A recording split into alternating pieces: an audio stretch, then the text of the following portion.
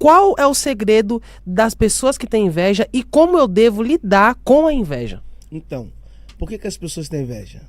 As pessoas têm inveja porque elas se tornam estéreis. Elas não conseguem produzir em áreas que você produz. Ou seja, as pessoas têm inveja das outras porque elas se tornaram estéreis em área que um dia elas foram frutíferas, mas hoje não produzem mais. Então está vendo você produzir em área que elas produziam. Porque a inveja não tem a ver com aquilo que você tem. A inveja tem a ver com aquilo que você é. Quer uma prova? Meu Ana Deus. não dava filhos. Ana não tinha filhos, porque Deus fechou a madre de Ana. Tá no texto. Deus fechou a madre de Ana, mas a Ana não fechou o coração para Deus. E a Bíblia diz que Penina tinha Ana por rival. Pera aí. Quem não tem filhos é a Ana. Quem tem motivo para ter inveja é a Ana, mas é o contrário. A Ana não tem filho, mas Ana tem Ana por rival. O que eu aprendo?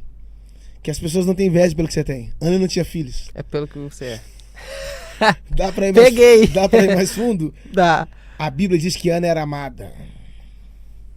Sim. Talvez as pessoas sentem inveja porque elas sabem que você é amado. Jackson, como lidar com pessoas invejosas? Uma das coisas que eu sempre digo é: as pessoas falam que José errou quando contou o sonho pros irmãos. Certo. Não. O problema não é contar o sonho. Não? Não. O problema é revelar a senha. O José contou o sonho, pior foi Sansão que revelou a senha. Porque quando você conta o sonho pros irmãos, o máximo que eles podem fazer é te vender, irmão. Agora, quando você revela a senha, o mínimo que Dalila pode fazer é te matar. Então, pior do que contar o sonho é revelar a senha. Porque o sonho quem deu foi quem? O pai foi Deus. Acabou, irmão. Não foi você que deu o sonho pro pai. Foi o pai que deu o sonho pra você, irmão. Então acabou. Quer uma prova? Eles tiraram a túnica de José, mas não tirou o sonho dele. A mulher arrancou a capa de José, mas não arrancou o sonho dele. Colocou o José dentro da cisterna, mas não tirou arrancou o vocês não sonho tão- vocês não dele. tão Meu aqui. Deus. José foi preso como escravo. Ah, vocês não estão aqui. Você tá aí, você Cara, entendeu? que forte. Não tem como tirar um sonho. Porque é muito fácil enxergar um governador dentro de um José. Quero ver, olhar dentro da cisterna, enxergar um escravo lá dentro e falar: tô vendo um governo dentro daquele cara ali. É fácil enxergar um líder dentro de Moisés, irmão. Quero ver, olhar dentro de um cesto e falar: ó, tem um Moisés ali dentro. Entende? É fácil olhar e falar: eu tô vendo fulano chegar. Quero ver apoiar quando ele é pequeno. Porque toda grande árvore um dia foi uma pequena semente. Não existe crescimento sem conhecimento. O conhecimento é a vitamina do crescimento. Dá pra ir mais fundo ainda. Jesus nasceu, foi colocado na manjedoura, não foi? Certo. Só que então, quando ele nasceu, foi colocado na manjedoura. Mas quando ele cresceu, não cresceu na manjedoura. Porque a manjedoura serve pra você nascer, mas ela não serve pra você crescer. Porque ela tem limite. Meu Deus. Que susto. Uau. Uau. Oi. A manjedoura tem limites. É, a manjedoura serviu pra você nascer, mas não serviu pra Jesus crescer. Ela tem limite. Então ele foi pra manjedoura, da manjedoura ele foi pra cruz e da cruz ele foi pro trono. Ambientes que cabiam com o momento dele. E processual. A manjedoura, processo. A cruz, propósito. O trono, promessa. Ninguém começa na promessa, começa no processo.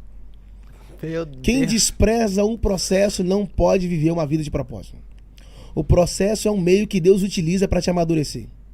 O processo é onde você entra menino e sai homem. O processo é onde você aprende a chorar. É onde Deus te amassa, esmaga, te quebra. Entende? Por quê? É melhor estar quebrado num processo do que inteiro fora dele. Entende? O processo é uma das matérias de Deus, cara. Você não entende quando entra no processo, você só entende quando sai. E por que é tão duro lidar com o processo? É porque Deus fala do propósito, mas não fala do processo. Falou para José sobre o sol, falou para José sobre a lua, falou para José sobre as estrelas, mas não falou para José sobre a cisterna. Não falou para José sobre a mulher do Potifar. Não falou para José sobre perder a capa. Porque se Deus falar para você sobre os processos de amanhã, você vai querer pular fora hoje. Então ele pode não te falar dos processos, mas ele sempre vai te falar das promessas. Meu Deus. Entende? Então Uau. o processo é o meio que Deus utiliza para você suportar o peso do propósito. Por exemplo, quando o professor está na sala de aula, ele não fala. Sim, Quando é dia de matéria, ele não explica. sim. Ele verbaliza. Mas você percebeu que em dia de prova, Ele fica em silêncio. você tá aí? Em dia de prova, o professor não fala. Não e tem fala. gente assim, Deus, fala comigo, e Deus dizendo lá, tá no processo, tá querendo que eu falo, tá na prova, quer que eu falo. Só que tem um detalhe, ele tá em silêncio, mas não saiu da sala. Para que eu quero descer, produção. Uau! Ele está em em silêncio, silêncio, mas não saiu da sala. O silêncio de Deus, ele tem muito a dizer, né? Eu costumo dizer que é o seguinte, que Deus consegue falar até em silêncio. O silêncio é uma das maneiras de Deus dizer pra você, calma que eu tô vendo tudo, calma aí. Entende? Por quê? Se Deus tem a resposta, então nem sempre a primeira opção é a certa. Aguardar em Deus é difícil, mas é recompensador. Os que esperam no Senhor renovarão suas forças. Por que nós estamos enfraquecidos? Porque estamos apressados. Eu sempre digo, as 3 maiores doenças do século, não é o câncer, não é o HIV, as 3 maiores doenças do século, a depressão, o estresse e a ansiedade. A depressão é uma pressão do passado. O estresse é uma pressão do presente. E a ansiedade é uma pressão do futuro. Ninguém fica depressivo pelo que vai acontecer. Pelo que vai acontecer amanhã. As pessoas ficam depressivas pelo que ocorreu. Alguém falou alguma coisa, um abuso, alguém bateu. É estressado. Já viu alguém estressado por ontem? As pessoas ficam estressadas pelo agora. O estresse é hoje, momento agora. Você andando no trânsito, alguém te fechou. E ansiedade? Ninguém fica ansioso agora. A gente fica ansioso pelo que vai acontecer. Então são 3 tempos. Depressão, passado. Estresse, presente. Ansiedade, futuro. Ninguém de nós tá ligado ou podemos viver o passado e o futuro. Porque Deus nos chamou para viver o presente. Mas a Bíblia diz em Hebreus 13:8. Jesus Cristo é o mesmo ontem. Passado. Hoje. Presente. E eternamente futuro. Entende? Então ele não te trouxe aqui para mudar o seu passado, mas te trouxe aqui para curar você dele. E nós vemos, quando você fala, por exemplo, sobre depressão, nós percebemos o quanto o número de pessoas depressivas aumenta dia após dia. E aí surgem diversos coaches, diversas pessoas, psicólogos, por conta da demanda e o número de pessoas depressivas que nós temos hoje. Agora vamos pegar aqui e vamos para um paradigma. A igreja tem que lidar como com a depressão? Ela tem que falar para a pessoa, olha, procura um psicólogo? Ou ela tem que falar, olha, ora, você tem que orar, a hora que resolve? Qual que deve ser o posicionamento Então, da igreja? Tem 2 pontos aí. Primeiro, a igreja precisa orar.